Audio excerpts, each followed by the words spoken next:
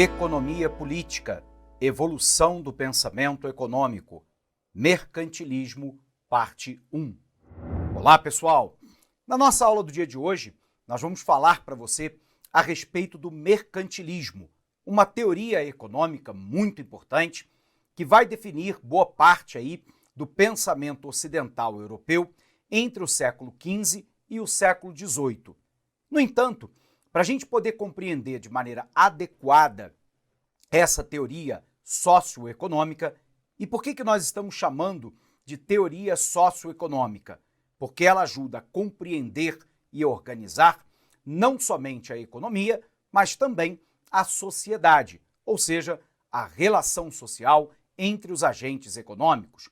Sendo assim, a gente vai primeiro tentar entender o capitalismo, porque o capitalismo tal qual nós conhecemos surge exatamente nesse período entre o século XIV e século XV até o século XVIII, na forma do capitalismo comercial. Então vamos lembrar, o capitalismo é uma forma de organização socioeconômica muito distinta daquela que nós vimos, sobretudo no mundo ocidental, até o século XV.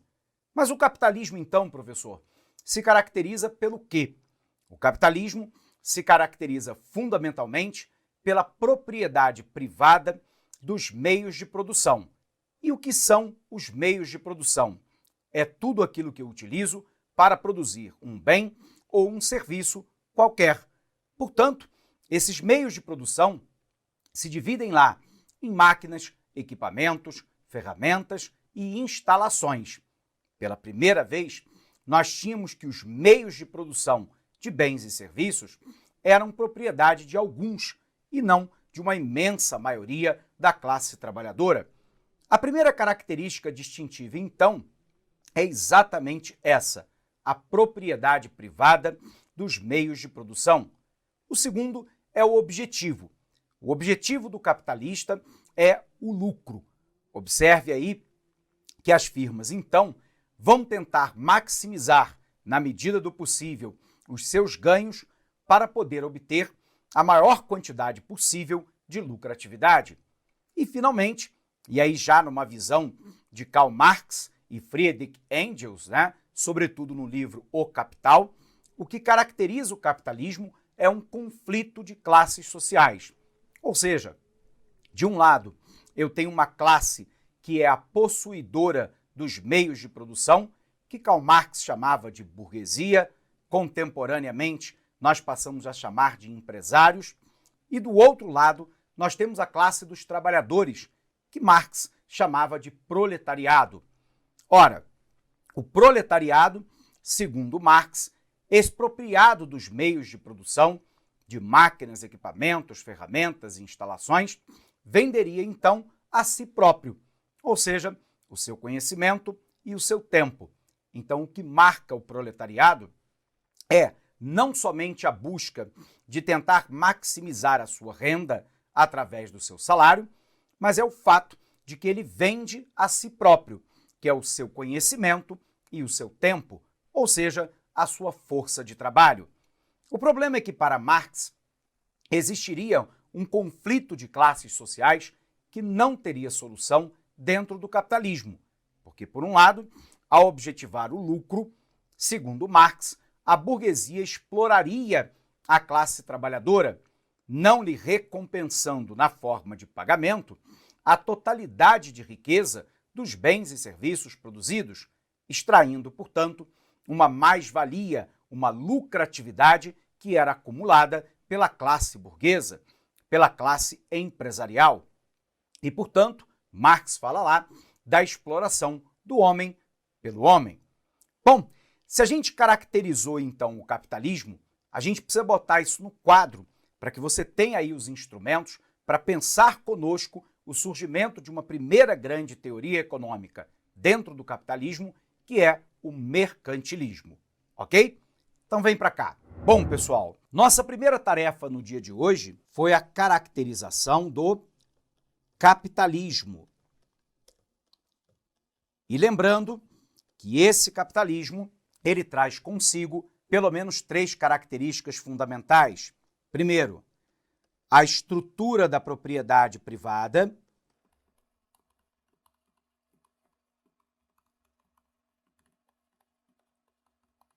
do outro lado, a ideia do objetivo, que é o lucro, e temos ainda, segundo Marx, um conflito de classes sociais.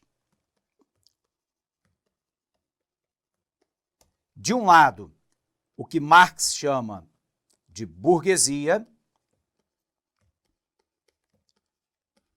lembrando que a burguesia são os donos dos meios de produção,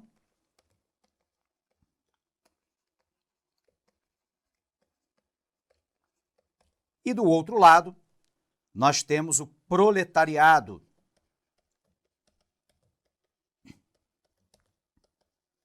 os trabalhadores que vendem a única coisa que tem,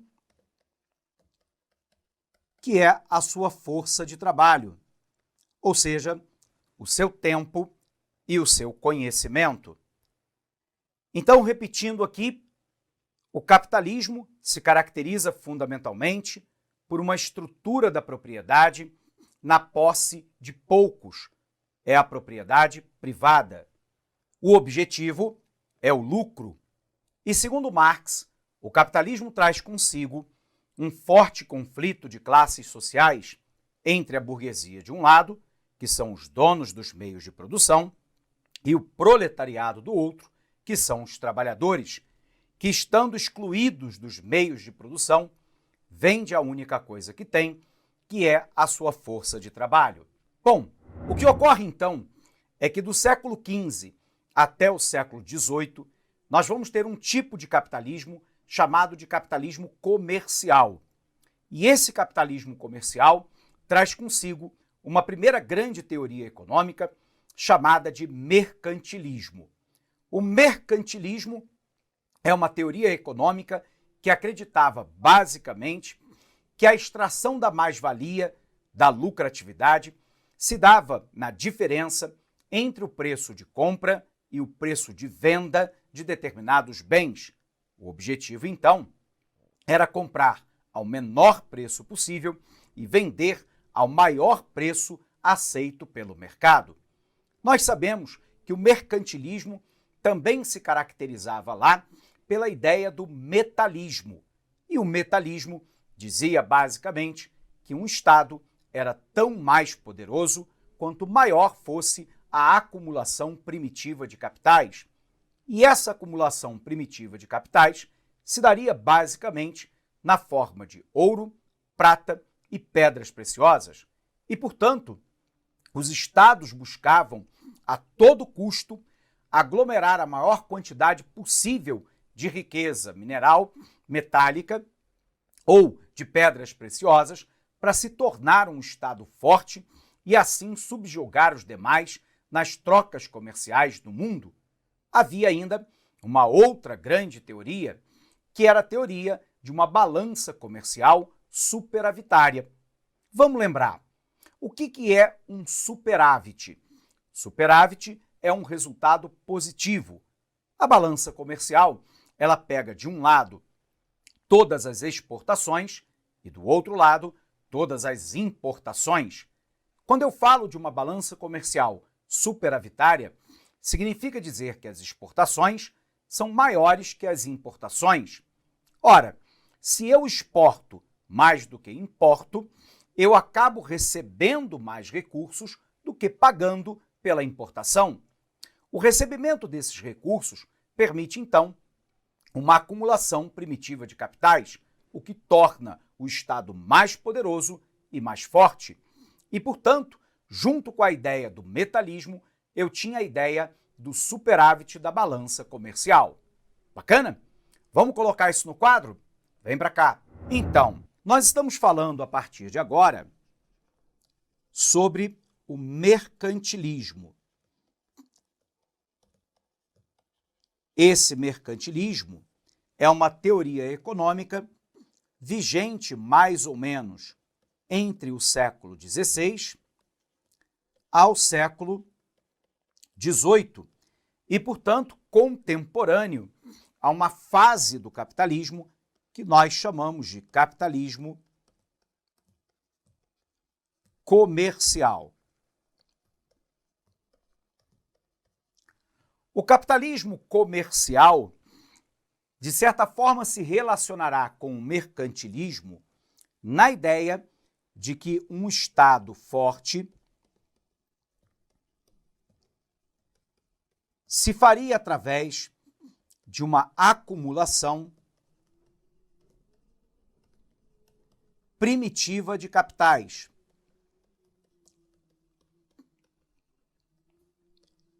E essa acumulação primitiva de capitais, na forma de ouro, prata e pedras preciosas. Logo, o objetivo muito claro era exatamente a obtenção dessa acumulação. Uma segunda ideia era de uma balança comercial superavitária.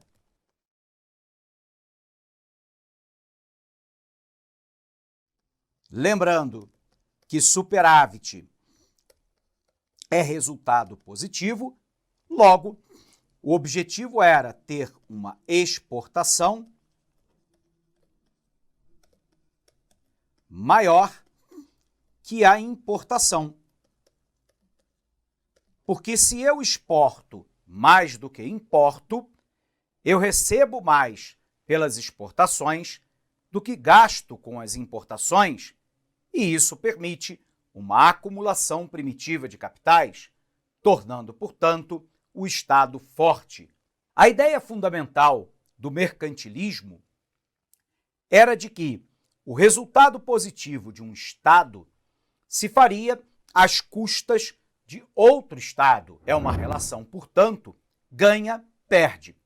A necessidade de manter uma balança comercial superavitária se dá basicamente pela ideia de que o país não pode perder recursos, porque isso o enfraquece nessa corrida do capitalismo comercial e, portanto, a necessidade constante dessa acumulação primitiva de capitais, que se daria pelo fortalecimento do meu Estado em detrimento dos demais.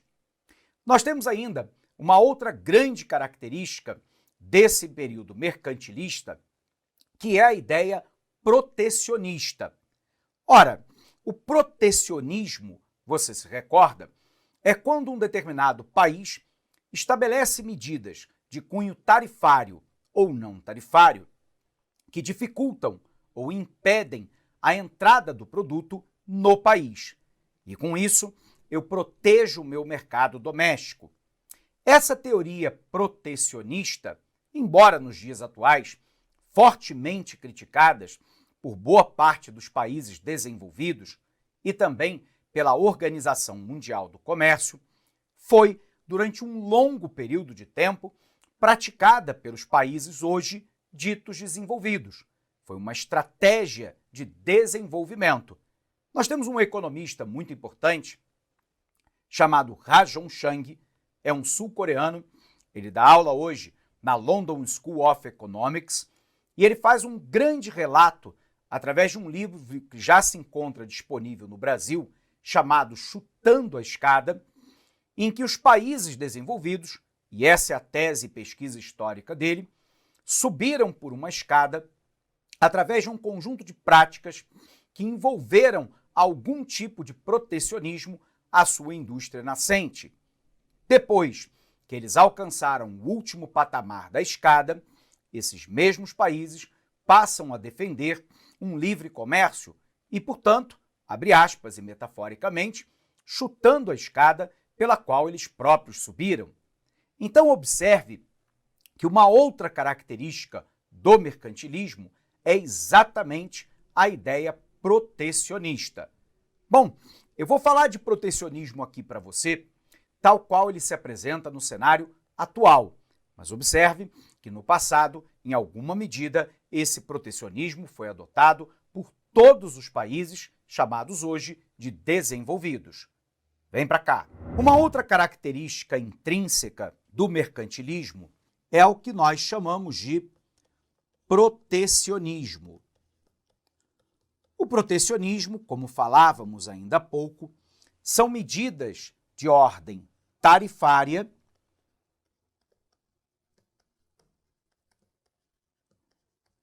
ou ainda não tarifária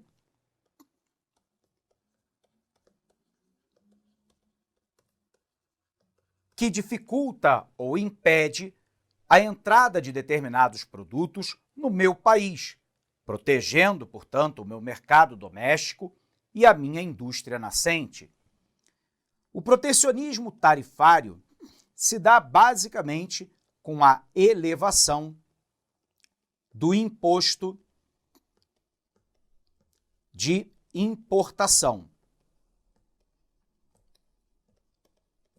também chamado algumas vezes de tarifa alfandegária ou imposto alfandegário. Para a gente pegar um exemplo clássico de como que as ideias mercantilistas, ainda nos dias de hoje, ela marca a economia mundial, lembre-se que o governo de Donald Trump, nesse momento, se encontra numa larga guerra comercial com a China. Uma das formas de tentar proteger o mercado doméstico americano e chinês são as aplicações mútuas de medidas protecionistas baseados na elevação do imposto de importação. Isso, teoricamente, protege o meu mercado doméstico da entrada de produto estrangeiro, permitindo, assim, o desenvolvimento da economia nacional. Bom, a primeira forma, então, praticada pelo mercantilismo era lá aumentar os impostos de importação. Isso significava um preço mais caro para o produto importado e, portanto, de maneira muito clara, significava uma dificuldade ou um impedimento à entrada desse produto no meu país, já que muitas vezes ele ficava caro demais. Mas existia uma segunda forma, que é o protecionismo não tarifário. Observe aqui que no protecionismo não tarifário, as práticas envolvem basicamente cotas, subsídios e, contemporaneamente, as chamadas barreiras sanitárias. Então, vamos tentar entender. O que é uma barreira não tarifária? É aquela que não vai utilizar o imposto de importação como principal mecanismo de proteção do meu mercado doméstico.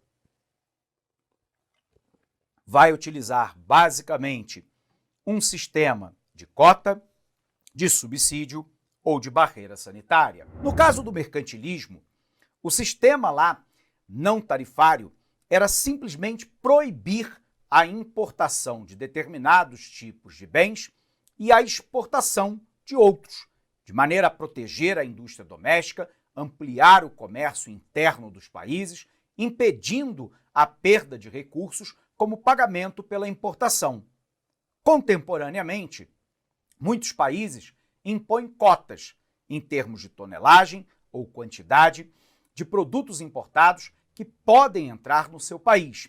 E isso, obviamente, cria uma medida protecionista do mercado doméstico e do produtor nacional. A segunda forma são os subsídios, e isso já se praticava desde o mercantilismo. É quando, de maneira direta ou indireta, o Estado paga parte do custo de produção do bem.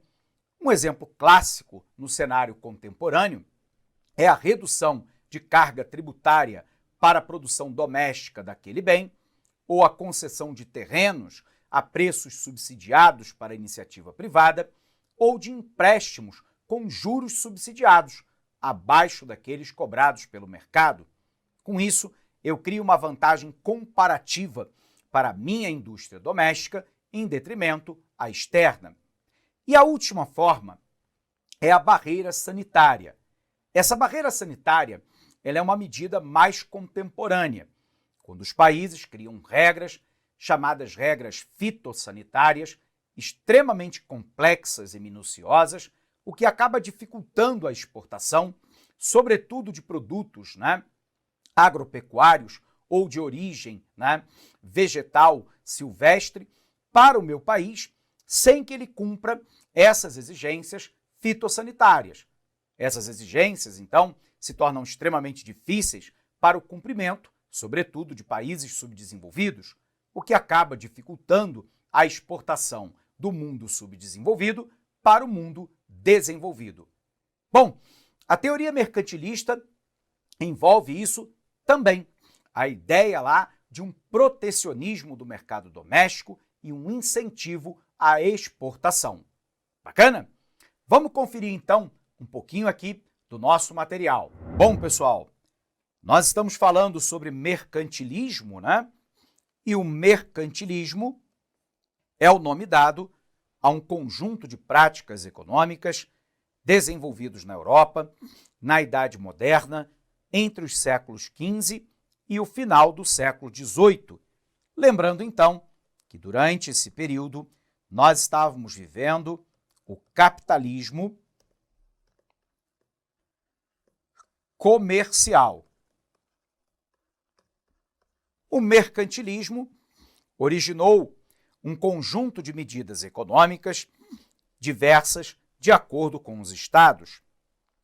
É possível, então, distinguir três modelos principais: o bulionismo ou metalismo, que é aquela ideia da acumulação primitiva de capitais na forma de ouro, prata e pedras preciosas; o colbertismo ou balança comercial favorável, a ideia do superávit da balança comercial, resultado positivo, portanto, exportação maior que a importação, e a ideia do mercantilismo comercial e marítimo. O metalismo era aquela ideia em que o ouro e a prata eram metais que deixavam uma nação muito rica e poderosa. Portanto, os governantes faziam de tudo para acumular esses metais. Além do comércio externo, que trazia moedas para a economia interna, a exploração de territórios conquistados era incentivada nesse período. Foi dentro desse contexto histórico que a Espanha explorou toneladas de ouro das sociedades indígenas da América, como, por exemplo, os maias, incas e astecas. Havia ainda o incentivo às manufaturas. O governo estimulava o desenvolvimento de manufaturas nos seus territórios. Como o produto manufaturado era mais caro do que matérias-primas ou gêneros agrícolas, a sua exportação era certeza de bons lucros. Era aquela ideia lá da balança comercial superavitária. Ou seja, uma exportação maior que a importação. E, portanto, obviamente, a entrada de recursos era maior do que a saída de recursos. E essa entrada de recursos, maior que a saída de recursos, permitiria, então, uma acumulação primitiva de capitais. Havia ainda o protecionismo alfandegário. Os reis criavam impostos e taxas para evitar ao máximo a entrada de produtos vindos do exterior. Era uma forma de estimular a indústria nacional e também evitar a saída de moedas para outros países. Observe que esta modalidade se caracteriza basicamente por um protecionismo de ordem tarifária, ou seja, baseada na tarifa ou no imposto de importação. Eu aumento esse imposto de importação, dificultando ou impedindo, então, a entrada do produto estrangeiro no meu território. Havia ainda um pacto colonial. É importante a gente lembrar que quando nós falamos de pacto colonial, nós estamos dizendo que os países colonizadores, por vezes chamados de metrópoles, estabeleceram lá a ideia de uma divisão internacional do trabalho. Essa antiga divisão internacional do trabalho acontecia entre a colônia e o colonizador. Observe que a colônia era praticamente obrigada a fornecer produtos, notadamente produtos do setor primário, lembremos-nos, né? Agricultura, pecuária, extrativismo vegetal e mineral, somente para o colonizador, eventualmente para alguma nação amiga do colonizador, e o preço era definido pelo próprio colonizador. Do outro lado, o colonizador vendia produto manufaturado para a colônia e o preço decidido novamente pelo colonizador. Sendo assim, essa divisão internacional do trabalho permitia que o colonizador ganhasse nas duas pontas, comprando matéria de forma exclusiva e barata, matéria-prima, e vendendo produto manufaturado caro. Observe aqui, nós vamos ter então um pacto colonial que vai estabelecer o que nós denominamos de antiga divisão internacional do trabalho. Observe que isso aqui não era uma escolha, era imposto. Então, de um lado, eu tinha a colônia e do outro lado, o colonizador. A colônia, por uma imposição colonial, tinha que vender basicamente produto primário de forma exclusiva para o colonizador e a um preço baixo. Já o colonizador vendia produto manufaturado